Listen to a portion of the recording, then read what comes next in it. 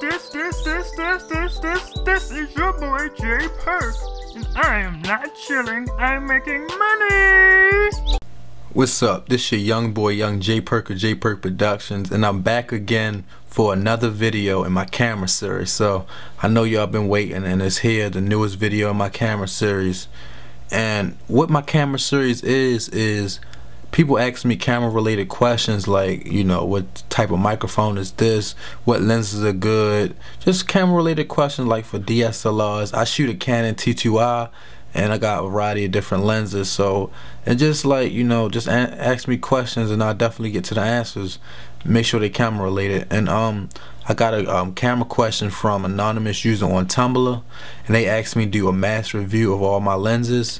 So I'm gonna start with the 18 to 55mm kit lens. It's a good lens. It's image stabilized. I mean, I don't use it like for 55. I just stay at 18. It's really wide. It's really good for video. And I mean, I use it for some of my videos. The low light capabilities is kind of non-existent, but it's kind of there. It's pretty good in good daylight. It's cheap, but I mean, it's not really something you say wow, but it really will get the job done. It's nothing really wrong with the lens. The lens does not really create bad images.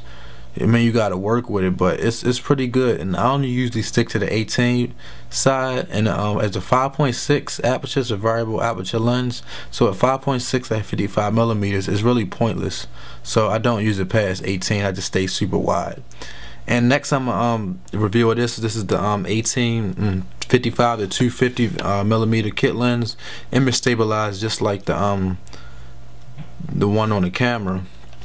But with this one right here, it's just longer, and what I use this one for is mostly like animal stuff. When I'm shooting the cats and I want to get close to the cats, I just zoom, boom, bam, and I'm closer.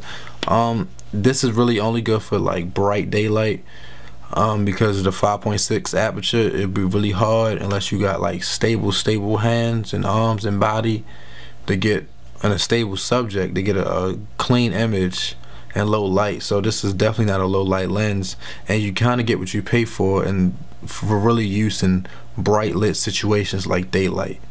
It's still really good. The image quality is pretty good, and I like the focusing on here. It's pretty neat. But I mean, it's a decent lens for what it does and how much it costs, so not too bad. Can't expect too much from it, but I do get some beautiful photographs from it. I did some of my cat photos, and it really helps you learn into the bigger boy lenses.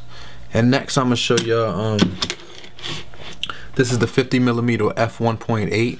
This is one of my favorite lenses. This is a prime lens, meaning that it's stuck at 50, and this is how it looks. It's plastic, it's cheap looking, and I only paid $70 for it. You can get it for $130 now in a variety of different places, but this is one of the sharpest, most beautiful lenses I ever owned.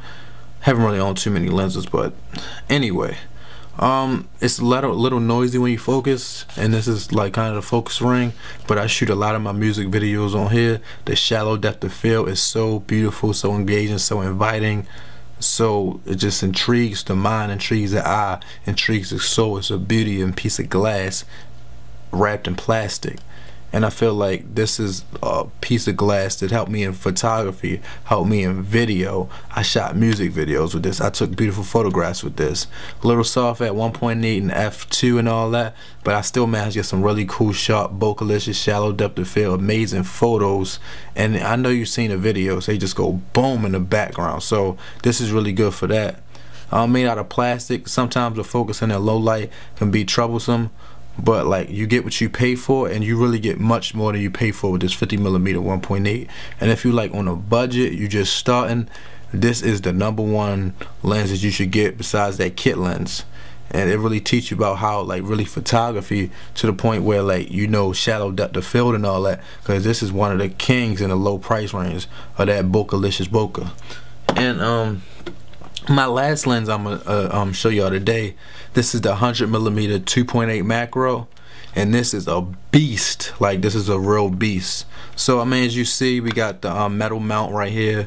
We got the nice beautiful glass. You've seen some of these in my photos on Flickr and on Tumblr. You know what it really is.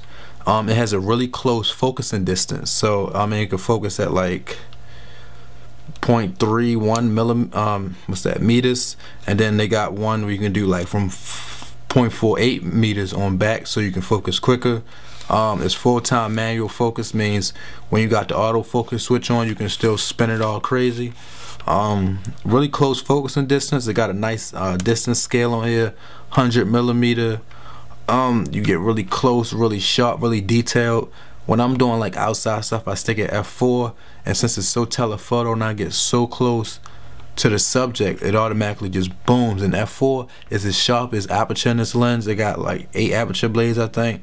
It's a piece of work, a piece of beauty. It's about, what's like 5, I got it for like $5.25. Really cool.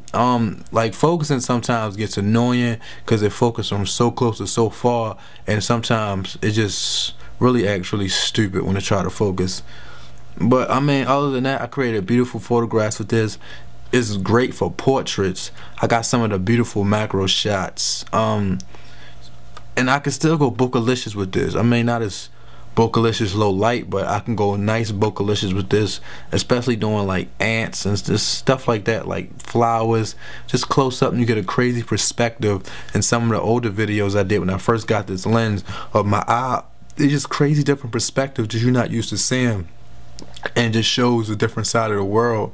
It shows another angle, another perspective, and that's what this macro lens is for. And I really like this lens, and honestly, I'm a prime lens person. But this is your young boy, young J.Perk of J.Perk Productions.